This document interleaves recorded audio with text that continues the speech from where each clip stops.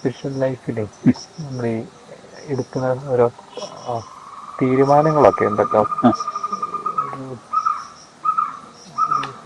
സ്നേഹത്തോട് കുറച്ചും കൂടി അടുക്കാൻ അങ്ങനെയൊക്കെ ഓർത്ത് നമ്മൾ എടുക്കുന്ന. പക്ഷെ അത് ഈ ഒരു നമുക്കൊരു തീരുമാനങ്ങൾ രണ്ട് ഇതിൽ ഒരു പക്ഷെ എടുക്കാമല്ലോ.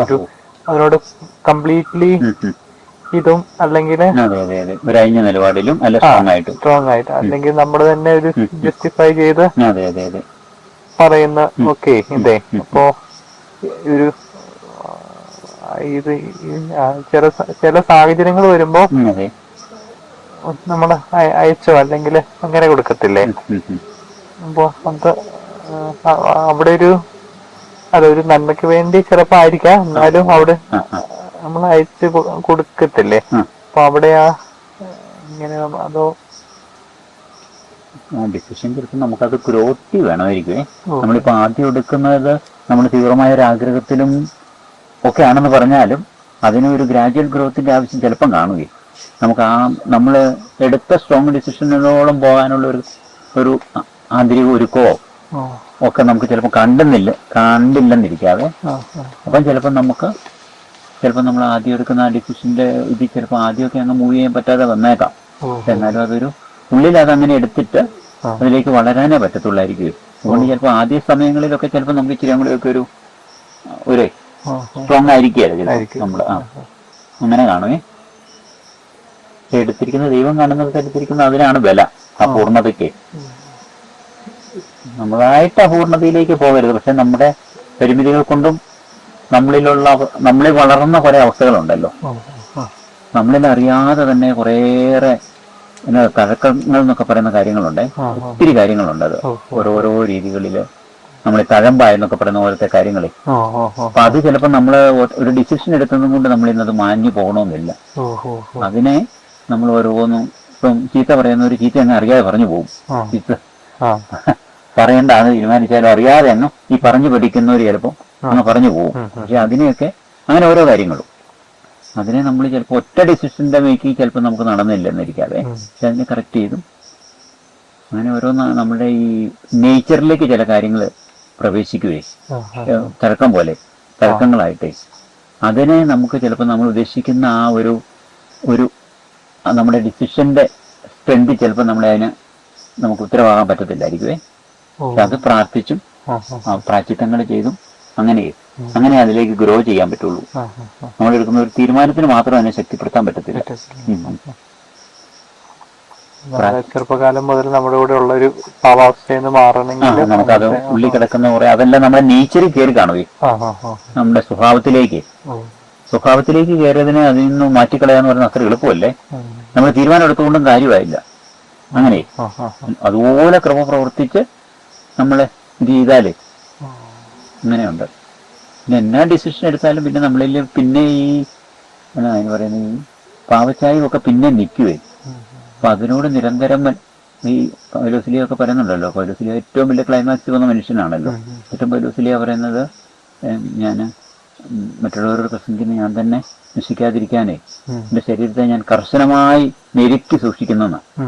അപ്പം കർശനമായിട്ടും കൂടെയാണത്, ഞെരുക്കിയുമാണ്. അപ്പൊ അതൊരു സെന്റ് പോളൊക്കെ നമ്മൾ അല്ലേ നോക്കുമ്പോൾ ഓട്ടോമാറ്റിക് ആയിട്ട് സെന്റ് പോൾ അങ്ങനെ ആയി പോകേണ്ടതല്ലേ, അങ്ങനെയല്ലല്ലോ. അല്ല, ഇത് മാത്രമല്ല, സെന്റ് പോൾ ഇതുപോലെ വചനപ്രഘോഷണം നടത്തുന്നു, ഇതുപോലെ സഹനങ്ങൾ ഏറ്റുവാങ്ങുന്നു. എന്നിട്ടും സെന്റ് പോൾ അങ്ങനെ എഴുതേണ്ടി വന്നിട്ടുണ്ടെങ്കിൽ ഈ നമ്മൾ കിടക്കുന്ന ആ ഒരു അവസ്ഥകളെ കൊങ്കിപ്പഷൻ അങ്ങനെയുള്ളൊരു വാക്ക് പറയുന്നുണ്ട്. അത് ആ വാക്ക് ആ ഒരവസ്ഥ കിടക്കുക. ആ അവസ്ഥയെ യുദ്ധം ചെയ്തേ വിജയിക്കത്തുള്ളൂ. എഫെസീസ് ലേഖനം പറയുന്ന ദൈവത്തിന്റെ എല്ലാ സമരായുധങ്ങളും ധരിക്കാനേ പറയുന്നുണ്ടല്ലോ. അപ്പൊ ആ സമരായുധങ്ങളിലോ ആണ് എപ്പോഴും നമ്മള് മറ്റേ പട്ടാളത്തിലുള്ളവർക്ക് അവർക്ക് യുദ്ധത്തിന് പോകുമ്പോൾ മതി. പക്ഷെ നമുക്ക് എപ്പോഴും ഉറങ്ങുമ്പോഴും ഉണർന്നിരിക്കുമ്പോഴും പ്രവർത്തിക്കുമ്പോഴും അല്ലാതിരിക്കുമ്പോഴും എല്ലാവേ ഈ യുദ്ധായുധങ്ങളിലായിരിക്കണം നമ്മള്.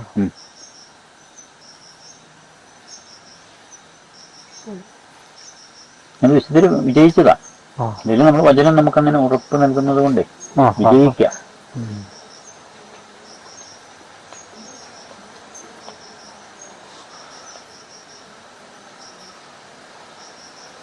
ദൈവത്തിന് നമ്മുടെ മാതൃസയൊക്കെ പറയുന്നുണ്ട്, നമ്മുടെ എന്നതാ സക്സസ് അല്ല, വിജയമല്ല, വിശ്വസ്തതയാണ് ദൈവം പ്രതീക്ഷിക്കുന്നതെന്ന്.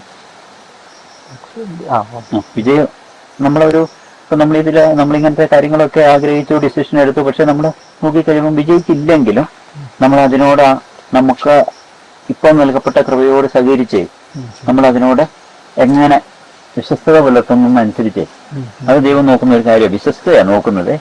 നമ്മൾ അവസാനം നമ്മൾ ഉദ്ദേശിക്കുന്ന പോലെ പൂർത്തിയായി എന്നുള്ളതൊരു വിഷയമല്ല ഇവിടെ. പക്ഷെ പൂർത്തിയാകാതിരിക്കാൻ നമ്മൾ ചുമ്മാ നമ്മൾ അന്യ നിലപാടൊന്നും സൂക്ഷിക്കണമെന്നല്ല അതിന്റെ അർത്ഥം. പക്ഷെ നമ്മൾ വിശ്വസ്ത പുലർത്തുക.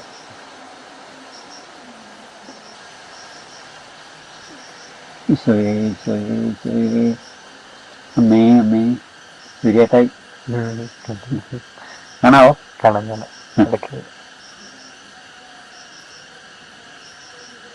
നല്ല ബ്രൈറ്റ് ബ്യൂട്ടിഫുൾ. ഞാൻ അങ്ങനെ സ്നേഹിക്കുന്നു ഈശോ. അങ്ങ് ആഗ്രഹിക്കുന്നിടത്തോളം അങ്ങ് ആഗ്രഹിക്കുന്നത് പോലെ അങ്ങ് സ്നേഹിക്കാൻ ശക്തിപ്പെടുത്തണം.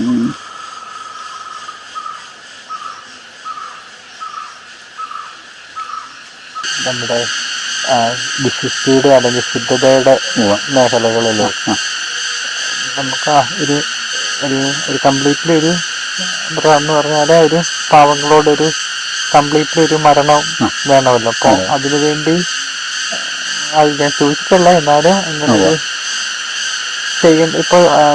ഇപ്പോൾ നമുക്കൊരു തെറ്റായ ചിന്തകൾ ഇങ്ങനെ വരുന്ന ചില വ്യക്തികളുണ്ടെങ്കിൽ പരമാവധി അവരെ കാണാതെ അല്ലെങ്കിൽ അതിൽ മാറി നിൽക്കാൻ ശ്രമിക്കുക. അല്ലെങ്കിൽ അങ്ങനത്തെ സാഹചര്യങ്ങൾ അല്ലെങ്കിൽ അങ്ങനത്തെ ചിന്തകൾ വരുന്നത് അങ്ങനത്തെ നിന്നൊക്കെ മാറി നിൽക്കുക. അതും പിന്നെ എങ്ങനെ നമുക്ക് കുറച്ചും കൂടി ഒന്ന് ശുദ്ധതയുടെ മേഖലയിലും ഒരു ഇങ്ങനെ ദൈവത്തെ കൂട്ട് അതിനല്ലേ അതിന് നമുക്ക് ഒന്ന് വലിയൊരു സമർപ്പണം, അത് ജീവിതാമ്പുള്ളിയായിട്ട് ബന്ധമുള്ളവരുണ്ടെങ്കിൽ പൂർണ്ണമായ ഒരു കട്ടിക്ക് നമുക്ക് ആന്തരികമായിട്ട് നടത്തിക്കഴിഞ്ഞാൽ നമുക്ക് പിന്നെ ആരും നമ്മളിലേക്ക് പ്രവേശിപ്പിക്കാതെ നമുക്കിടാവേ. ഇനി ഒരു നമ്മുടെ ജീവിതാന്തത്തിൽ അങ്ങനെ ഒരാളെ സ്വീകരിക്കുന്നുണ്ടെങ്കിൽ തന്നെ നമ്മൾ ആ ഒരാളെ മതിയല്ലോ, അത് പലരിലേക്ക് ഇടാതെ ഇടുകയും ചെയ്യാതെ. അപ്പൊ അതിപ്പോ നമ്മൾ മൈൻഡ് ചെയ്യേണ്ട കാര്യമില്ലാത്ത രീതിയിലിടാം. ഒരു പൂർണ്ണ സമർപ്പണത്തിനാണ് ഒരു ഇത് കിടക്കുന്നത്, ഒരു സിംഗിൾ അൺഡിവൈഡഡ് ഹാർട്ടിന്. അപ്പൊ അന്നേരം നമ്മള് ഈ എല്ലാ വാതിലുകളും അതിനെക്കുറിച്ചുള്ളത് അടയ്ക്കുക എന്നുള്ളതാണ് അതിൻ്റെ. ഈ അടയ്ക്കുവാന് നമുക്ക് ആ ഒരു സാധ്യത വേണ്ട എന്ന് നമ്മുടെ ആന്തരികതയെ സമ്മതിച്ച് അങ്ങനെ ഈശോയോടുള്ള സ്നേഹത്തെ പ്രതി ഈശോയോടുള്ള സ്നേഹത്തിന്റെ ഓർമ്മമാണ്. അല്ലാതെ നമ്മൾ ഈശോയെ അതിഗാഠമായിട്ട് സ്നേഹിക്കുന്നു അതിനുവേണ്ടി. അതിപ്പോ ആദ്യ സ്റ്റേജിൽ അങ്ങനെയൊക്കെ വരുള്ളൂ. നല്ല ഈശോയുടെ സ്നേഹമായി കഴിയുമ്പോൾ നമുക്ക് പിന്നെ അങ്ങനെ അത്ര അങ്ങോട്ടേ ഇതിലേക്കുള്ള ലോകനൊന്നും അങ്ങനെ വലിയധികം വരാൻ സാധ്യത കുറവാണ്, ഒരാൾക്ക് വേണ്ടിയൊക്കെ ഉള്ളത്. അത് പിന്നെ അങ്ങനെ ചുമ്മാ അന്നേരം ഒരു നല്ല സ്പെക്ടർ ഡിസിഷൻ അല്ലാത്തതിന്റെ ഒരെണ്ണം കൂടെയാണല്ലോ അത്. ഈശോ എല്ലാം ഉപേക്ഷിച്ച് വരാനായിട്ട് പറയുമ്പോൾ ഭാര്യയും മക്കളെയും ഉപേക്ഷിക്കാനുള്ള ഒരെണ്ണം കൂടെ പറയുന്നുണ്ടല്ലോ. അപ്പൊ അത് ചിലപ്പോൾ നമുക്ക് വിവാഹിതരായിരിക്കുന്നവരാകണമെന്ന് മാത്രമേ ആകണമെന്നും ഇല്ലേ. കാരണം നമുക്ക് ഭാവിയിലേക്കുള്ളത് വേണ്ടെന്ന് വെക്കുന്നതും അങ്ങനെ ഓർമ്മയാണല്ലോ. അങ്ങനെ ഇപ്പൊ നമ്മൾ സിംഗിളിലേക്ക് ഇങ്ങനെയൊക്കെ നമ്മൾ ജീവിക്കുന്ന പോലെ ജീവിക്കുമ്പോൾ നമുക്ക് ഫ്യൂച്ചറിലേക്ക് എന്നാ ഒരു സാധ്യത വന്നാലും വേണ്ടെന്ന് വെക്കുന്ന ഓർമ്മയുണ്ടല്ലോ. അതിനകത്തൊരു വലിയ ഇതുണ്ട്. ഫ്യൂച്ചറിലേക്ക് നമ്മൾ ഇവരെ ഉപേക്ഷിക്കുക, നമ്മുടെ ഒരു സാധ്യതയും കൂടെ. അല്ലാതെ ഉള്ളവരെ ഉപേക്ഷിക്കുക മാത്രമല്ലല്ലോ.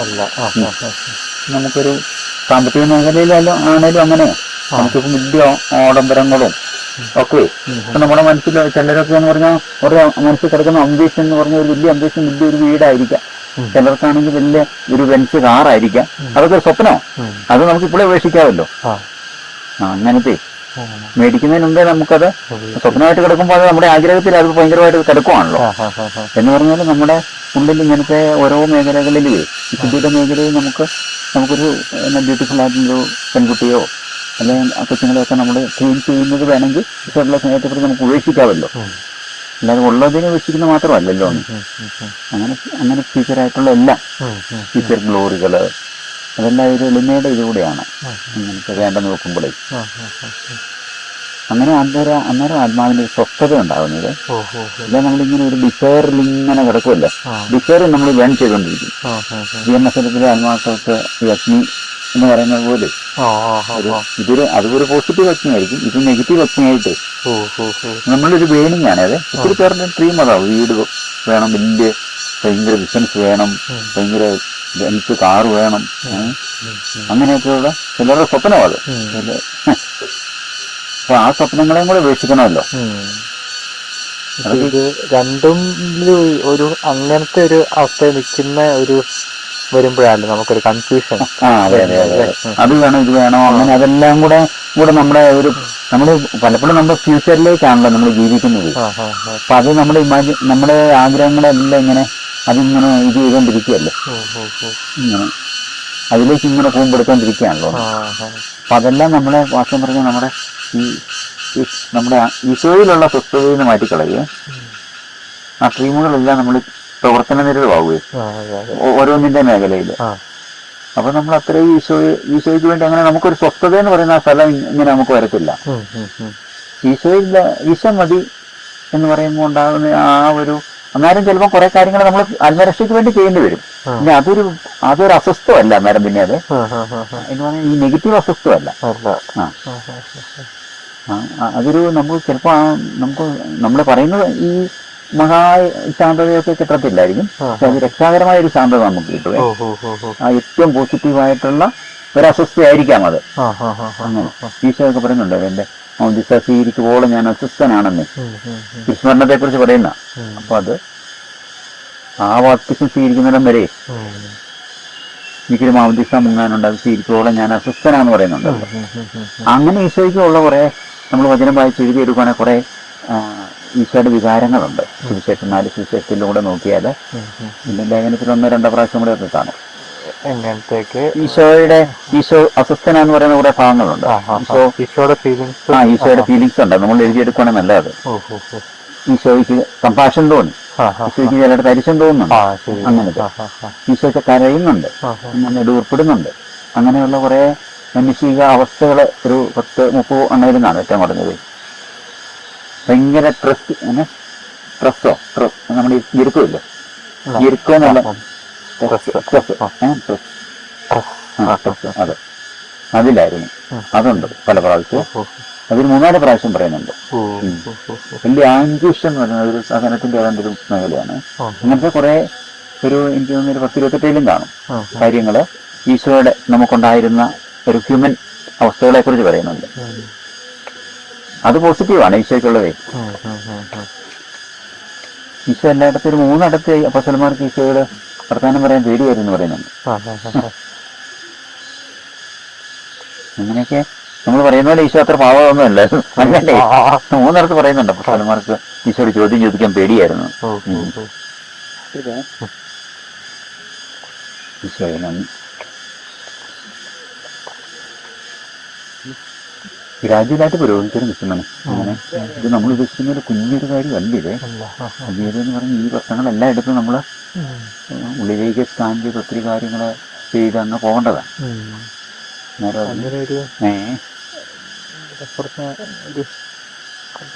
നല്ലപോലൊരു ഇടപെടുന്ന പോലെ കാരണം കുറേയേറെ കാര്യങ്ങളെ മാറ്റാൻ അങ്ങനത്തെ ചില ഇങ്ങനെ കാര്യമായിട്ട് തന്നെ നേരത്തെ ഇച്ചിരി ഭയങ്കര പാടുള്ള കാര്യങ്ങളും എല്ലാം കുറച്ചും കൂടി കിട്ടിക്കോളും. കൃപ കിട്ടുവേ, കൃപ കിട്ടിക്കഴിയുമ്പോൾ നമുക്ക് എളുപ്പമാവും. അത് ക്രിസ്ത്യൻ പറയുന്നുണ്ട്. ക്രിസ്ത്യൻ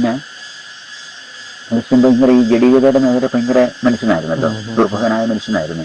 അപ്പൊ അതിന്റെ ഭയങ്കര ഒരു ഗാർഡനിൽ കിടന്ന് ഭയങ്കര പഠിച്ച് കുറെ കാലം ഉത്സാഹിച്ച് പഠിച്ചാണ് അതിന് വേണ്ടെന്ന് വെച്ച് തീരുമാനം പിന്നെ ഒരു മരിക്കണ വേദനയിലാണ് എടുത്ത് കയറി വരുന്നത്. അതിനകത്ത് ഒരു പൂന്തോട്ടത്തിൽ കിടന്ന് ഇങ്ങനെ പുള്ളി പിടയ്ക്കുന്നതിനെ കുറിച്ച് എഴുതിയിട്ടുണ്ട്. ഇങ്ങനെ മീനൊക്കെ കിടന്ന് പെടയില്ല, അത് കിടന്ന് പിടയ്ക്കുകയല്ലേ എന്ന് പറഞ്ഞ പോലെ ഈ ജഡിക മനുഷ്യനെ ഉപേക്ഷിച്ചിട്ട് ആത്മീയ മനുഷ്യനാകാനുള്ള ആ കൊതി കാരണമായി അതിലേക്ക് അങ്ങ് ഏറ്റെടുക്കുക പുള്ളി. അപ്പൊ അങ്ങനെ ഉള്ള ആ സന്ദേശം പിന്നീട് പറയുന്നുണ്ട്. പുള്ളി എന്നെ ഒത്തിരി അതിനുവേണ്ടി അധ്വാനിക്കുന്നുണ്ട്. ഇങ്ങനെ ഓരോരോ പ്രാചീന പ്രവൃത്തിയൊക്കെ ആയിരിക്കുവേ. എന്നിട്ട് പറയുന്നുണ്ട്, പ്രാർത്ഥന കൊണ്ട് ഇത്രയും ശക്തമായ പെട്ടെന്നേ ഒരു ഫലം ഉണ്ടാവും എന്ന് ഞാൻ അറിഞ്ഞിരുന്നെങ്കിൽ ഞാൻ ഇത്രയും കഷ്ടപ്പെടുകയല്ലായിരുന്നു ഇങ്ങനെ അധ്വാനങ്ങളെ. അപ്പം പ്രാർത്ഥനയ്ക്ക് ഭയങ്കര ഒരു പവറുണ്ട്. ഇത് നമ്മൾ ആഗ്രഹിക്കുക, ഡീപ്പായിട്ട് ആഗ്രഹിക്കുമ്പോൾ തന്നെ ദൈവം കാണുന്നിടത്ത് ഒരു പ്രാർത്ഥനയാണത്. നമ്മൾ ഈ വിശുദ്ധിയുടെ എല്ലാ തലങ്ങളും അതെല്ലാത്തിന്റെ സ്നേഹത്തിന്റെ എല്ലാത്തിന്റെ അവസാനം ഒരു സ്നേഹമാണ്. കൂടുതലായി അന്നേരമാണ് ഈ വിശുദ്ധി പോലും സ്നേഹത്തിന്റെ ഒരു ഭാഗമാണ്. നമ്മൾ ഈ വഴി പോവുകയാണെങ്കിലും നമ്മൾ നമ്മുടെ ജീവിത പങ്കാളിയോടുള്ള സ്നേഹം കാരണമാണ് നമ്മൾ വിശുദ്ധി പാലിക്കുന്നത്. അപ്പൊ അതിനാ വിശ്വസ്തത കാണിച്ചു കഴിഞ്ഞാൽ എന്തായാലും നമ്മൾ സ്നേഹം പ്രവർത്തിച്ചാൽ സ്നേഹം ഇല്ലെന്നായി പോവാം. സ്നേഹം സമം വിശുദ്ധി എന്ന് പറയുന്ന പോലെ തന്നെ ഉണ്ടെന്ന് പറഞ്ഞ വിവാഹ ജീവിതത്തിലൊക്കെ അത്രയും ഒരു സ്ട്രോങ് ആണ്. അതിന് അവിടെ പരാജയപ്പെട്ട് വീഴുമ്പോൾ എല്ലാം കല മാറുമല്ലേ, അതിന്റെ മൊത്തം അതിന്റെ ബ്യൂട്ടി നഷ്ടപ്പെടുവാണേ ബാക്കി ഏതൊരു മേഖലയെക്കാളും. പിന്നെ അവർക്ക് പിന്നെ ഭയങ്കര ബുദ്ധിമുട്ടാണ്. പിന്നെ ആ ഒരു മേഖലയിൽ ഒരു കലയിടി വന്നാലേ സംശയം ഉണ്ടായാൽ പോലും മതി.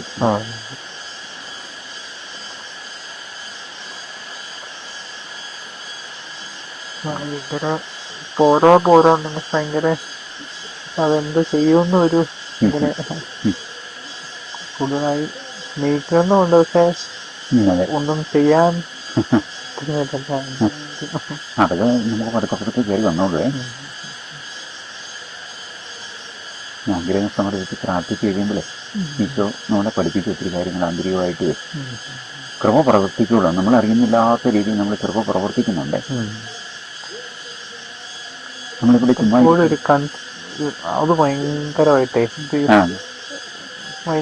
അല്ലെങ്കിൽ ഒരു വൈകുന്നേരം ആകുമ്പോ ഇങ്ങനെ ഭയങ്കര ഒരു കലക്കം ഇങ്ങനെ മതിയോ അതൊരു അതെ അതെ അതെ അതെ ഇങ്ങനത്തെ ഒരു അത് വരും. ഒരു എനഫെന്നുള്ളവർന്നും നമുക്ക് ഒരിക്കലും വരത്തില്ലേ. കാരണം പിതാവിന്റെ പരിശുദ്ധിയിലേക്കൊക്കെയല്ലേ നമ്മളെ വിളിച്ചിരിക്കുന്നു. പിതാവിന്റെ പരിശുദ്ധി, പിതാവിന്റെ പരിപൂർണത. അപ്പൊ നമ്മളിൽ എനഫെന്നുള്ളവർന്നും പെട്ടെന്നൊന്നും കേൾക്കുകയല്ല, പെട്ടെന്ന് കേൾക്കാത്തതാണ് നല്ലത്. കാരണം പിതാവിന്റെ പരിപൂർണത അത്രയും ഭയങ്കരമല്ലേ. അത്രയും ഇതിലേക്ക് ഒരു ഗ്രോത്ത് ആയതുകൊണ്ട് നമ്മൾ ആ ഒരു ഗ്രോത്തിലേക്ക് വേണം ഇങ്ങനെ നമ്മൾ ഓടിപ്പോകാനേ. ആദ്യം നടന്ന് പിന്നെ ഓടി പിന്നെ പറന്ന് അങ്ങനെയൊക്കെയാ പറയുന്നത്. അപ്പൊ അത് പറ്റും.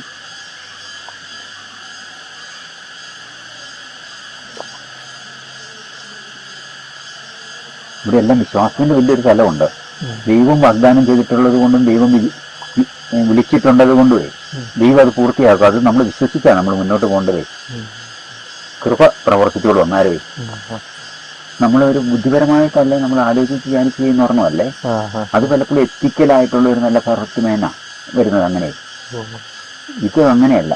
ഇത് നമ്മുടെ വചനം അനുസരിച്ച് ഒരു മനുഷ്യനായിട്ട് രൂപപ്പെടുവാണ്. എന്നാലും അത് എത്തിക്കൽ പെർഫെക്ഷൻ എന്ന് പറഞ്ഞാൽ ഒരു ധാർമ്മിക മനുഷ്യന്റെ പരിപൂർണതയെക്കാളും ദൈവം ആഗ്രഹിക്കുന്ന ഒരു പരിപൂർണത വചനം വഴിയുള്ള ഒരു പരിപൂർണതയാണ്. അത് നമുക്ക് കിട്ടും. അത് മറ്റേ നമ്മൾ ഉത്സാഹിച്ചൊക്കെ ആയിരിക്കും ഒത്തിരി നേടേണ്ടത്. ഇത് വേണം, ശ്രദ്ധയും ജാഗരൂകതയും വേണം. പക്ഷെ ഇത് കൃപയാണ് പ്രവർത്തിക്കുന്ന മുഴുവൻ. കൃപയോടുള്ള കോപ്പറേഷനാണ് നമ്മൾ നടക്കേണ്ടത്. നമുക്ക് സാറ്റിസ്ഫാക്ഷൻ ഉണ്ടാകേണ്ടതോ അല്ല നമ്മളതിന്റെ റിസൾട്ടിനെ വലിയ നോക്കുമൊന്നും വേണ്ട, അങ്ങ് പോയാൽ മതി ധൈര്യമായിട്ട്. ദൈവമല്ല നീതീകരിക്കുന്നു.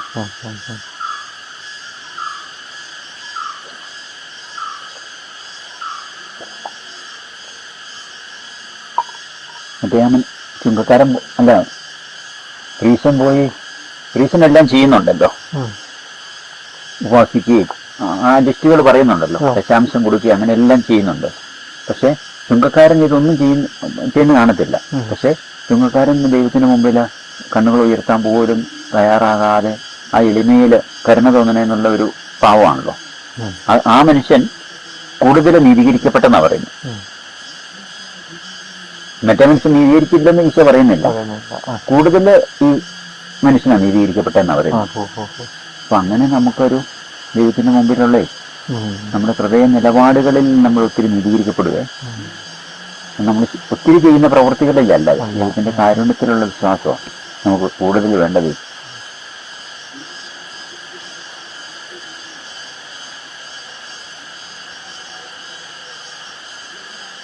ദിവസം വഴി ഇങ്ങനെ നമ്മൾ ഗ്രോ ചെയ്തു വരുന്നത്.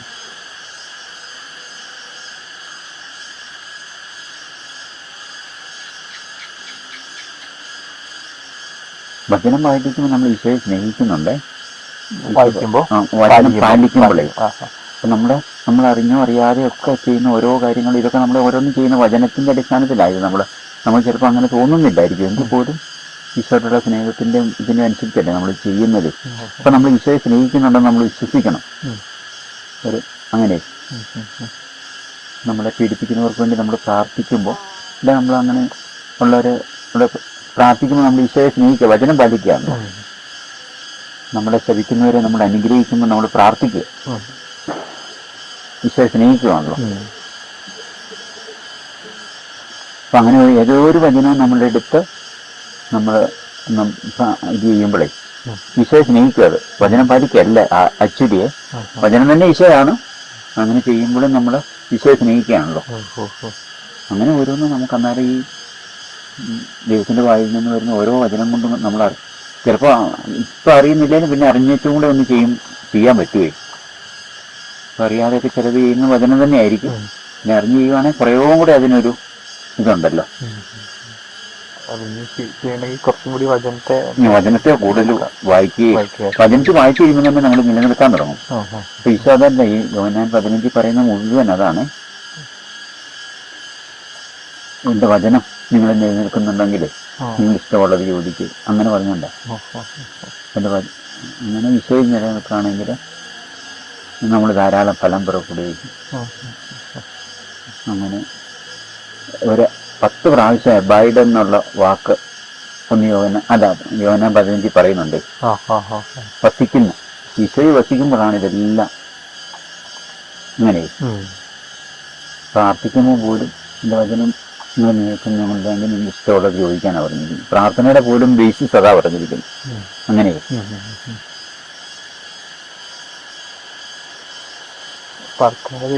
വചനം പാലിക്കോ എന്തോനെ പറഞ്ഞു ലാസ്റ്റ് പറഞ്ഞു. അല്ല, വചനം നിലനിൽക്കുമ്പോഴാണ് പ്രാർത്ഥിക്കുമ്പോൾ പോലുവേ ഇതുണ്ടെങ്കിൽ വചനം നിലനിൽക്കുന്നെങ്കിൽ നിങ്ങൾ ഇഷ്ടമുള്ളത് ചോദിക്കാനാണ് പറഞ്ഞിരിക്കുന്നത്. അല്ലെങ്കിൽ പറ്റുകയല്ല. പ്രാർത്ഥിക്കാൻ പോലും വചനം നമ്മൾ നിലനിൽക്കണമെന്നേ.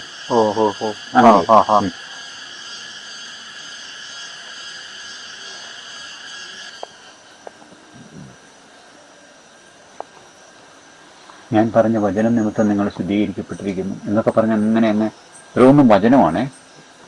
ഈ അതൊക്കെ അങ്ങനെ എഴുതിയെടുത്താൽ അങ്ങനെ കിട്ടും. അങ്ങനെ ഓരോന്നും നമ്മളിങ്ങനെ പതുക്കെ പതുക്കെ കരുതി എടുക്കണ്ട.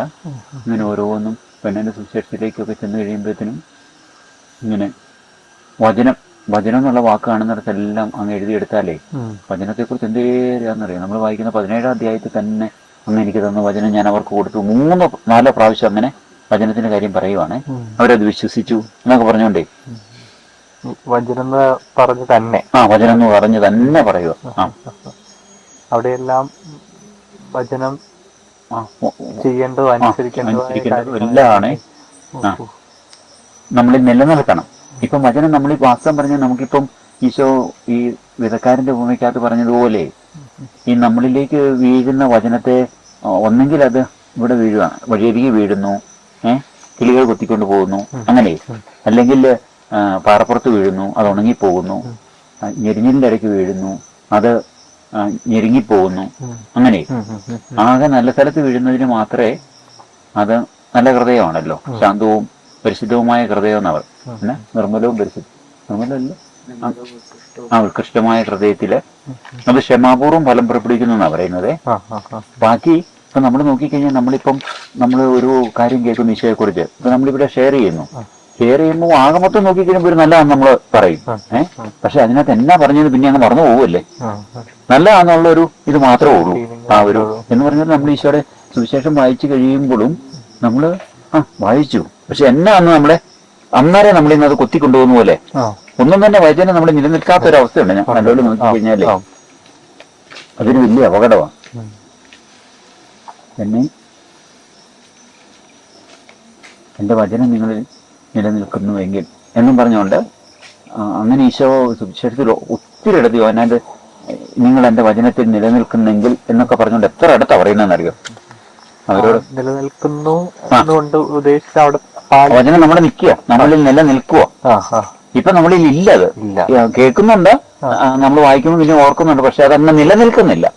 നമ്മൾ വേറെ കാര്യങ്ങളൊക്കെ ഓർമ്മയിൽ വരുന്നതേ നമ്മുടെ ഓർമ്മയിൽ പോലും കിട്ടുന്നില്ല. അപ്പൊ നമ്മളിൽ ആ വചനം നിലനിന്ന് കഴിയുമ്പോൾ നമ്മുടെ ഓരോ നമ്മുടെ വിഷയം പിന്നെ ഇപ്പൊ നമ്മുടെ ഭാവനയിലൊക്കെ ചുമ്മാ അങ്ങ് ചിലപ്പോൾ ഭാവന ചുമ്മാ അങ്ങ് പോകുമല്ലോ, ഒരു ലക്ഷ്യവും ഇല്ല, ചുമ്മാ അലഞ്ഞു തിരിഞ്ഞ് അങ്ങ് പോവുക. നമ്മുടെ സമയങ്ങൾ ഒത്തിരി നമ്മുടെ ഓർമ്മയിലേക്കാണ് നമ്മൾ വരുന്നതെങ്കിൽ ഒത്തിരി സമയം നമ്മൾ ഭാവനയിലാണ് അങ്ങനെ പോകുന്നത്. അവിടെ ഒരു ഓർമ്മയും കൂടെ കാണും.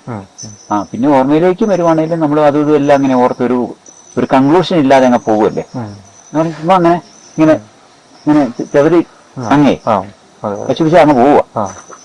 പക്ഷെ അതിനെല്ലാം ഈശോയിലേക്ക് ഒന്ന് ക്രോഡീകരിച്ചേ, എല്ലാം ഈശോയുടെ വചനത്തിൽ ഈശോ എന്നാ പറഞ്ഞിരിക്കുന്നേ, ഈശോ എങ്ങനെ ആഗ്രഹിച്ചിരിക്കുന്നേ, അങ്ങനെ വരും. അത് വചനത്തിൽ അത് കുറെ പ്രാവശ്യം നമ്മളിങ്ങനെ വചനം വായിക്കുകയും സീരിയസ് ആയിട്ട് ഇങ്ങനെ എഴുതിയെടുക്കുകയും ഒക്കെ ചെയ്യുമ്പോൾ നമ്മളത് പിന്നെ നമ്മൾ വചനം ഇപ്പം നമ്മൾ ഇമാജിനേഷൻ കയറുന്നു പറഞ്ഞ പോലെ വേറെ കാര്യങ്ങളല്ലേ കയറുന്നേ, വചനം കയറി നിൽക്കാൻ തുടങ്ങും. നമ്മുടെ വചനം നിൽക്കുന്ന നമുക്ക് ഫീൽ ചെയ്യും, നിലനിൽക്കുന്നതേ. വചനം നമ്മൾ കണ്ടിന്യൂ ചെയ്യുന്നത് പിന്നെ നമ്മൾ വചനത്തിൽ കണ്ടിന്യൂ ചെയ്യാനും തുടങ്ങുമേ. അങ്ങനെ ഈ അവര് ഡിസ്കണ്ടിന്യൂ ചെയ്തെന്നാ പറയുന്നത് ഏറ്റവും വലിയ പ്രശ്നം ആദവുമായി വചനത്തിൽ നിന്നേ. അപ്പൊ അവര് ദൈവം പറഞ്ഞ ആ കൽപ്പന അതൊരു വചനമാണല്ലോ, ആ വചനത്തെ ബ്രേക്ക് ചെയ്യുകയല്ലേ അവര് പഴം പ്രസിദ്ധപ്പം ചെയ്യുന്നതേ. വചനത്തിന്റെ ഒരു ഡിസ്കണ്ടിന്യൂഷനാണ് അവിടെ തുടങ്ങുന്നതേ.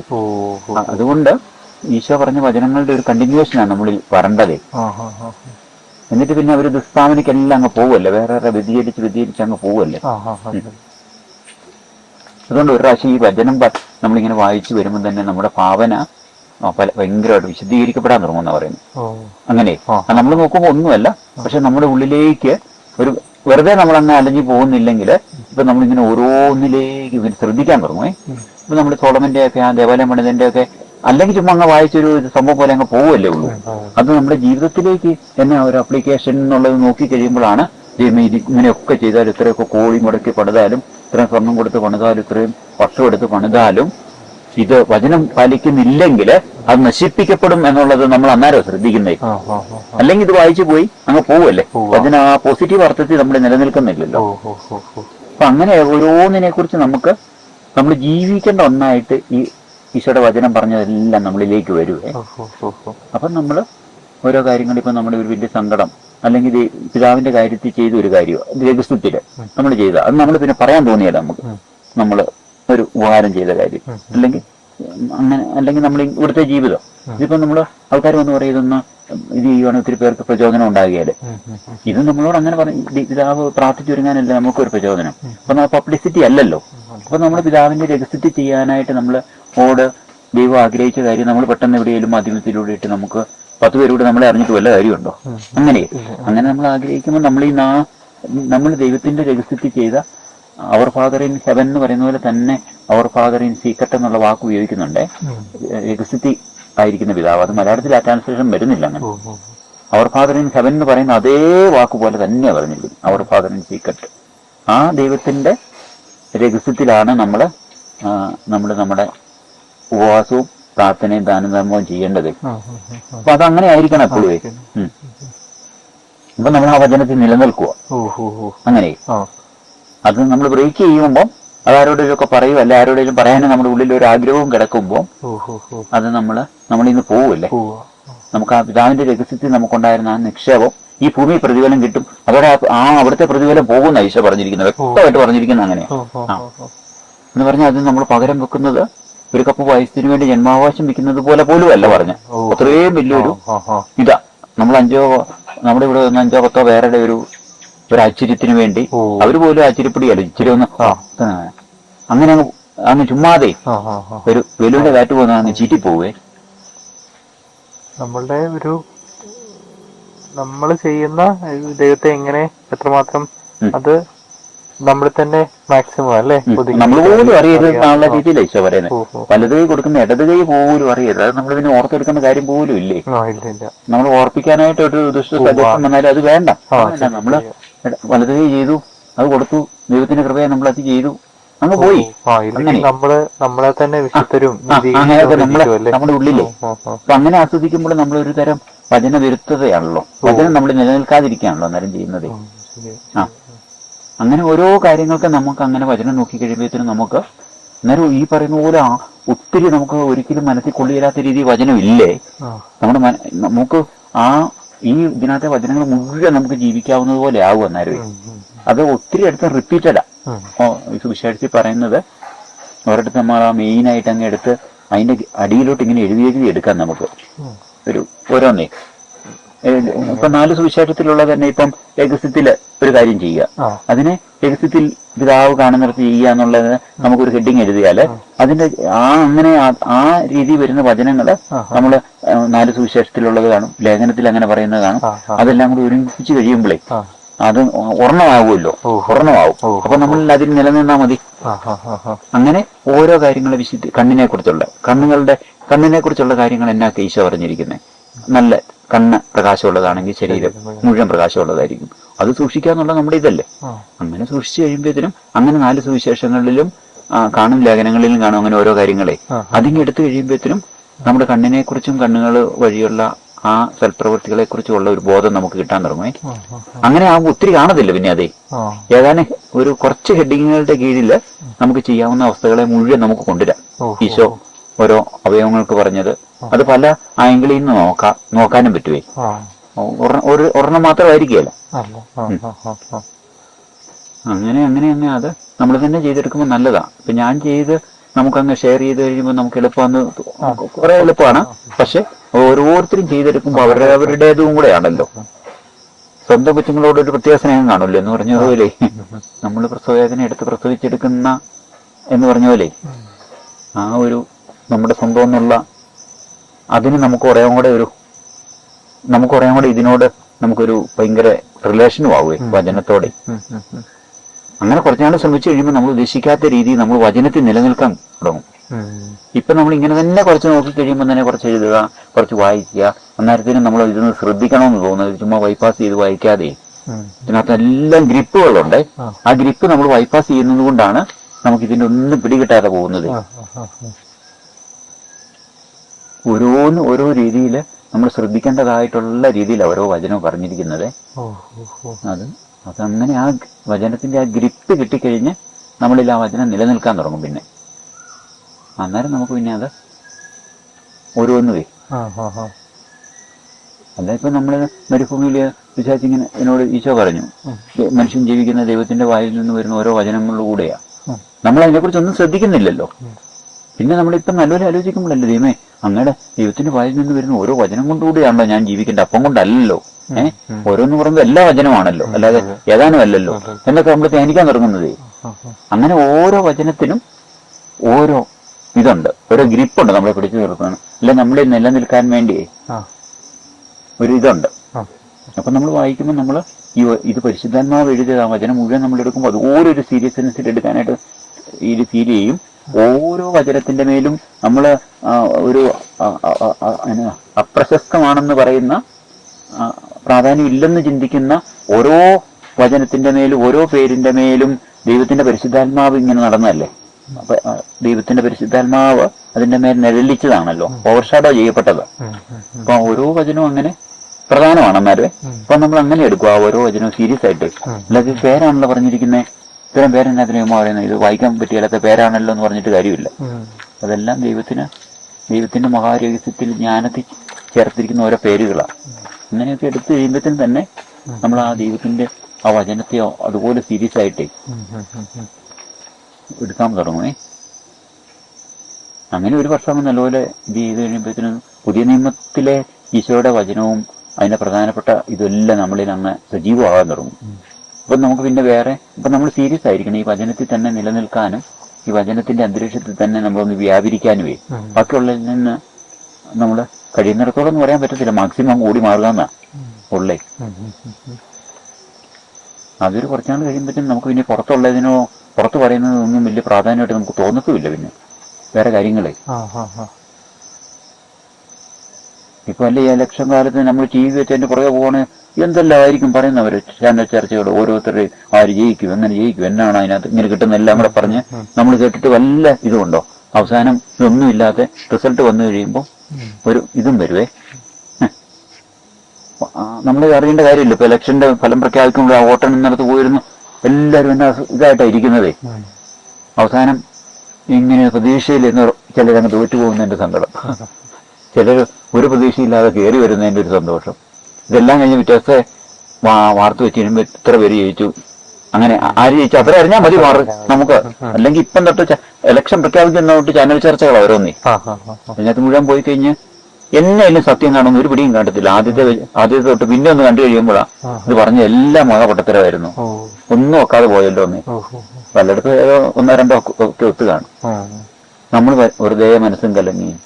അപ്പൊ ദൂരെ കാര്യങ്ങളല്ലേ അപ്പൊ ആ സമയങ്ങളിലെല്ലാം വെളിയിൽ നിന്ന് കയറുന്നത്. അതെ, വെളിയിൽ നിന്ന് കയറും. നമ്മളിത് പ്രാർത്ഥിക്കാനിരിക്കുമ്പോഴും ഓരോന്നും ഇങ്ങനെ കയറി വരുമല്ലോ, നമ്മളെ ആക്രമിച്ചുകൊണ്ടിരിക്കുകയാണ്. അതെ,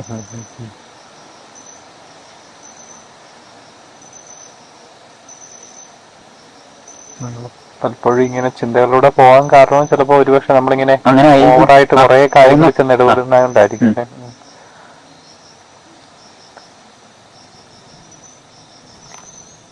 അതിപ്പോ നമ്മൾ നല്ല ഭക്ഷണം കഴിച്ചു നമ്മൾ ഇവിടുത്തെ തന്നെയാണേലും നോക്കിക്കോ, നല്ല ഭക്ഷണമൊക്കെ കഴിച്ച് ഒരു കുഴപ്പമില്ലാതെ വയറിരിക്കുമായിരിക്കും. അന്നേരമായിരിക്കും ആരെങ്കിലും ഒരു ബോണ്ടായൊക്കെ ആയിട്ട് വരും. ഈ ബോണ്ട കഴിക്കുന്നതോടുകൂടെ നമ്മൾ ഈ കഴിച്ച് നല്ല സാധനത്തിന്റെ മുഴുവൻ നല്ല എഫക്റ്റും പോവും. ഈ ബോണ്ട തീട്ടിയും കയറി നമ്മളാകെ ഭക്ഷണം കഴിച്ചതിന് മുഴുവൻ മൂടും പോവുകയും ചെയ്യും. അങ്ങനെ എന്ന് പറഞ്ഞാലായിരിക്കും നമ്മള് ദിവസം മുഴുവൻ നല്ല വചനമൊക്കെ കേട്ട് പ്രാർത്ഥിച്ച് വിചാരിച്ച് നല്ലപോലെ ഒരുങ്ങിയിരിക്കും. ഇതിന്റെ അവസാനം ഒരു ബോണ്ടാന്ന് പറഞ്ഞാൽ ഏതൊരു ഒരെണ്ണം വീഴും. നമ്മൾ കഴിച്ചതിന്റെ മുഴുവനും അതിന്റെ ഈ മറ്റേ ബോണ്ടയുടെ ഈ തെകിട്ടിക്കറിച്ച് എല്ലാം കൂടെ ആവും നമ്മളെ ബാധിക്കുന്നത്. എന്ന് പറഞ്ഞാലേ എവിടെയേലും ഒരു ചീഞ്ഞ വാർത്ത നമ്മളിലേക്ക് കയറും. അത് പിന്നെ നമ്മൾ അറിയുന്നില്ല, നമ്മൾ എന്ത് അസ്വസ്ഥനാക്കുന്നറിയോ. നമ്മൾ ഉറങ്ങുമ്പോ പോലും അത് ബാധിക്കുന്നുണ്ടേ. അതാണ് ഉറക്കത്തിന് മുമ്പൊക്കെ പരിശീലിക്കുന്ന ഒരു നല്ലതെന്നാ പറയുന്നത്.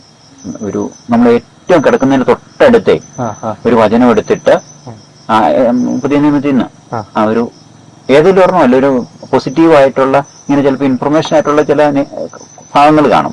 അതല്ലാതെ ഈശോയുടെ ഒരു വചനം അല്ലെങ്കിൽ ശരിയാ പറഞ്ഞ ഒരു നല്ല വചനം അല്ല ഒരു 3-4 വചനങ്ങൾ സെന്റൻസ് അങ്ങ് വായിച്ചിട്ടേ അത് ധ്യാനിക്കൊന്നും വേണ്ടെന്നാ പറയുന്നത്. അതേപടി അങ്ങ് കിടന്നോണം, ഒന്നും ചിന്തിക്കണ്ട. അത് നമ്മുടെ ഉള്ളിൽ ഇത് ചെയ്യുമെന്നാ പറയുന്നത്. ഏറ്റവും ലാസ്റ്റ് മെഡിറ്റേഷൻ അങ്ങനെ നമ്മൾ ചിന്തിക്കൊന്നും വേണ്ട. ആ വചനം അങ്ങ് വായിച്ചു അങ്ങ് കിടന്നു. ഉള്ളിൽ ചിന്ത എന്തോ 3 പ്രാവശ്യം വായിക്കണം എന്നാണ് പറയുന്നത്. ഒന്നും മതി കേട്ടോ. 3 കേട്ടിട്ടുണ്ടോ? അല്ല, ഒന്നേലും വായിച്ചാൽ നല്ലതാ. 3 കൂടുതൽ വായിക്കുന്ന നല്ലതായിരിക്കും കേട്ടോ. അതൊരു നല്ല നമ്മൾ തുറക്കം പ്രാർത്ഥിച്ച് വചനം തുറന്നിട്ട് ഒരെണ്ണം അങ്ങ് വായിച്ചാൽ മതി ഇവിടെ നിന്ന്. അല്ല ഇപ്പൊ നമുക്ക് ഉറപ്പുള്ളിടത്തുനിന്നാണേലുവേ ഒരു ലാസ്റ്റ് അതായിരിക്കണം. അല്ലാതെ നമ്മൾ ഉറങ്ങാൻ പോകുന്നതിന് മുമ്പ് എന്നേലും ഇലക്ഷനെ കുറിച്ചോ അതിനെ കുറിച്ചോ അല്ലെങ്കിൽ നമ്മൾ ഇവിടെ കേട്ട അല്ലാതെ നമ്മളോട് ആരെങ്കിലും പറഞ്ഞ ഒരു നെഗറ്റീവ് വാർത്തയെ കുറിച്ച് അങ്ങ് ഓർക്കുക ചെയ്യും. അങ്ങനെ അങ്ങ് ഉറങ്ങി പോവാണ്. അതാണ് നമ്മൾ ഈ പ്രോസസ് ആയിട്ട് നടക്കുന്നത്. പിന്നെ അതുകൊണ്ട് ചില വിശുദ്ധര് അങ്ങനെ ആരണ്ടൊക്കെ ഒത്തിരി പേര് പറഞ്ഞു കേട്ടിട്ടുണ്ട്, പ്രാർത്ഥിച്ച് കഴിഞ്ഞേച്ച് നിങ്ങൾ ഉറങ്ങരുതെന്നാ പറയുന്നത്. പ്രാർത്ഥിച്ചോണ്ട് ഉറങ്ങണമെന്നാ പറയുന്നത്. അവസാനത്തെ കൊന്തയൊക്കെ ചെല്ലിയേ അതൊക്കെ പൂർത്തിയാക്കി പ്രാർത്ഥന പൂർത്തിയാക്കി എന്നുള്ളൊരു സാറ്റിസ്ഫാക്ഷൻ അല്ല കിടക്കണ്ടേ. ഈ പ്രാർത്ഥിച്ചോണ്ടങ്ങ് ഉറങ്ങുവാണേലേ ആ പ്രാർത്ഥന ഉറക്കത്തിൽ തുടരുമെന്ന് പറയുന്നുണ്ട്. അതൊരു യാഥാർത്ഥ്യം. എനിക്ക് അങ്ങനെ കൊന്തയില്ലിട്ടൊക്കെ കിടന്നുറങ്ങുവാണെങ്കിൽ രാവിലെ എണീക്കുമ്പോ നമ്മൾ ആ കൊന്തയിൽ തന്നെ ആയിരിക്കും ഒരു ഫീൽ നമുക്ക് തോന്നും. അതെ അതെ അതെ, അറിയാത്ത 1-2 പ്രാവശ്യം. അപ്പൊ അത് ഉറക്കവും നമുക്ക് അങ്ങനെ ഒരു പോസിറ്റീവ് എഫക്റ്റ് ആയിട്ട് നമുക്ക് കിട്ടുവേ. അത് ചില സമയത്ത് ഉറക്കത്തില് കാണുന്ന ഓരോ സ്വപ്നങ്ങളെ ഒരു ബന്ധമില്ലാത്ത ചിന്തയിലൂടെയൊക്കെയാ പോകുന്നത്.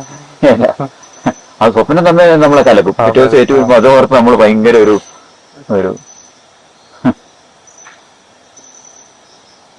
പരിശുദ്ധൻ പരിശുദ്ധൻ പരിശുദ്ധൻ. മനസ്സ് വെച്ചാൽ നിനക്ക് കൽപ്പനകൾ പാലിക്കാന്ന് എന്ന് പറഞ്ഞാൽ മനസ്സ് വെച്ചാൽ എന്ന് പറഞ്ഞ ഒത്തിരി വചനങ്ങളുണ്ട്. അങ്ങനെ നമുക്ക് ചെയ്യാൻ പറ്റുമെന്ന് പറഞ്ഞുകൊണ്ട് കിടപ്പുണ്ട്. മനസ്സ് വെച്ചില്ല പറ്റത്തില്ല എന്നാണ് അതിന്റെ ഒരു അർത്ഥമേ. നമ്മൾ ചിലപ്പോൾ മനസ്സ് വെക്കാത്തത് കൊണ്ടാണ് നമ്മൾ ഇന്ന് വഴുതി പോകുന്നത് കാര്യങ്ങളെ. ഇപ്പൊ കണ്ടില്ലേ ഇന്നലെ നമ്മുടെ ഇതിന് 200 പേജ് വായിക്കാൻ പറ്റിയത് ഒരു മനസ്സ് വെച്ചിട്ടാ. അല്ലെങ്കിൽ 50 പേജ് പോലും വായിക്കാൻ പറ്റത്തില്ല. 50 പേജ് വായിച്ചാൽ പോലും അത്ഭുതമായിട്ട് നമുക്ക് തോന്നത്തുള്ളൂ. ഒരു ദിവസം 10 പേജ് വായിച്ചാൽ അത്ഭുതമായിട്ട് നമുക്ക് തോന്നും ചിലപ്പോ. പക്ഷെ 200 പേജ് വായിക്കാൻ നടത്ത ഈ 10 പേജ് വായിച്ചിട്ട് അത്ഭുതമായിട്ട് നമ്മൾ ഇരിക്കുന്നേ. അങ്ങനെ ഒരു അവസ്ഥയുണ്ട് നമുക്ക്. അങ്ങനെ നമ്മുടെ സമയം അങ്ങനെ അങ്ങോട്ടേ ഈ വഴഞ്ഞു തീരുമ്പോൾ വലിഞ്ഞു പോകുന്ന ഒച്ചെന്ന് പറഞ്ഞ പോലെ ആയി പോവുക. സങ്കീർത്തനത്തിൽ തന്നെ പറയുന്നുണ്ടല്ലോ അങ്ങനെ. ഒച്ച എങ്ങനെയാണെന്ന് പറഞ്ഞു ചത്തു പോകുന്നത്. എഴഞ്ഞു തീരുമ്പോൾ വലിഞ്ഞു പോകുന്ന ഒച്ച പോലെ ആകട്ടെ എന്ന് പറഞ്ഞുകൊണ്ട് ഒരു ശാപം പോലെ സങ്കീർത്തനത്തിൽ പറയുന്നുണ്ട്. ഒച്ച അലിഞ്ഞലിഞ്ഞ് തീരുമല്ലോ മുന്നോട്ട് നീങ്ങും തോറും. എന്ന് പറഞ്ഞാൽ നമ്മുടെ സമയം ഈ പറഞ്ഞ പോലെ വൈകിട്ടാകുമ്പത്തിനേ അലിഞ്ഞു തീരുക. എല്ലാ വിശുദ്ധർക്കും ഒരു പാസ്റ്റ് ഉണ്ട്, എല്ലാ പാവികൾക്കും ഒരു ഫ്യൂച്ചറുണ്ട്. അതാണ് നമ്മുടെയും പ്രത്യാശ. എല്ലാവരും പുതിയതായിട്ട് തുടങ്ങി പഴയവരെ പോലെ തുടരുന്നെന്ന് മാത്രം. അങ്ങനെ അല്ലേ? പൊതുവേ പുതിയതായിട്ട് തുടങ്ങുന്നുണ്ട്, പക്ഷെ പഴയവരെ പോലെ തുടരുകയാണ്. ആന്തരികതയിലേ വിധിക്കുകയല്ല, എന്നാലും പലപ്പോഴും അങ്ങനെയാ സംഭവിച്ചു പോകുന്നു. പരിപൂർണ്ണ ദാരിദ്ര്യത്തിനായിട്ട് മാറിയതാണല്ലോ.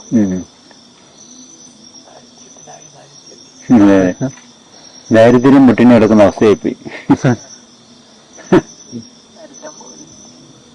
ഈശോ വീണ്ടും കണ്ണുകളിങ്ങനെ നോക്കുന്നുണ്ട് കേട്ടോ. ആ കുരിശുരൂപത്തിൽ അങ്ങനെയാ പറയുന്നത്. മറ്റേ സാൻഡാമിയാനയിലെ കുരിശുരൂപമില്ലേ, അതിങ്ങനെ തൊട്ടടുത്തോട്ടല്ല നോക്കുന്നത്. വേറെ രൂപങ്ങളെല്ലാം ഏതാണ്ട് നമ്മളെ നോക്കുന്നുണ്ട്. പക്ഷെ ആ രൂപം നോക്കി അതങ്ങ് മുതലേക്കാ നോക്കുന്നേ. ഈശോ പണ്ട് തൊട്ടേ അങ്ങനെ നോക്കി കിടക്കുമെന്നാ പറയുന്നേ. 12 നൂറ്റാണ്ട് അങ്ങനെ നോക്കി കിടന്നപ്പോഴാണ് ഒരു ഫ്രാൻസിസ് ഈശോ നിഗമിക്കാൻ വന്നത്. ഇനി അടുത്ത നോട്ടം തുടരുകയാണ്. അതാർക്കും ആകാം കർത്താവിന്റെ ആ നോട്ടത്തിന് ഉത്തരം.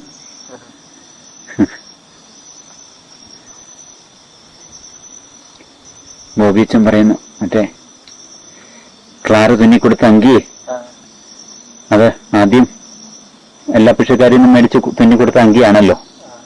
ആ അങ്കി ഫ്രാൻസിസ് ഇട്ടു, മണവാട്ടി ദരിദ്ര മണവാട്ടിയായി കല്യാണം കഴിച്ചേ. ഇപ്പോഴും ആ അങ്കി ഇങ്ങനെ അന്തരീക്ഷത്തിൽ കൂടെ പറന്ന് നടക്കുകയാന്നേ. ഇനി അടുത്ത 6 മേലെ ആ അങ്കി വീഴുണ്ട്. ആ അങ്കി മേലങ്കിയായിട്ട് വീഴാൻ ഇഷ്ടം കാണത്തില്ലായിരിക്കും ആരുടെ. ആരെങ്കിലും ഒരു നഗ്നം വന്നാൽ അവന്റെ മുഖത്ത് വീണിട്ടേ കാര്യമുള്ളല്ലോ. എല്ലാം മേലങ്കിയായി പോവുകയല്ലേ.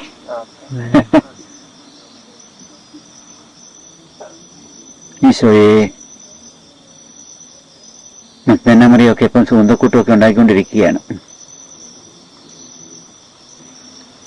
മക്ദന്നമറി ഞാനിപ്പോൾ ഓർക്കോ, മക്ദന്നമറിയൊക്കെ ആദ്യം ഈശോ മക്ദന്നമറിയും ഈ സുഗന്ധക്കൂട്ടെ ഒഴിച്ച് കാല് കഴുകിയല്ലോ. കാലുമേലും ഒക്കെ കഴിയുന്ന തലയിൽ ഒഴിച്ചെന്നാ ഒരിടത്ത് എഴുതിയിരിക്കും. എന്നാലും ഈശോ പറഞ്ഞതേ അതെന്റെ സംസ്കാരത്തിനായിട്ട് അവള് ചെയ്തെന്ന് കൂട്ടിക്കൊള്ളാന്നല്ല പറഞ്ഞു. ഈ രണ്ടാമത് ഈ സുഗന്ധക്കൂട്ടുകൾ ഉണ്ടാക്കിയതേ ഈശോയുടെ ഉദ്ധാനത്തിന് വേണ്ടി ചെയ്യാനുമായിരിക്കും.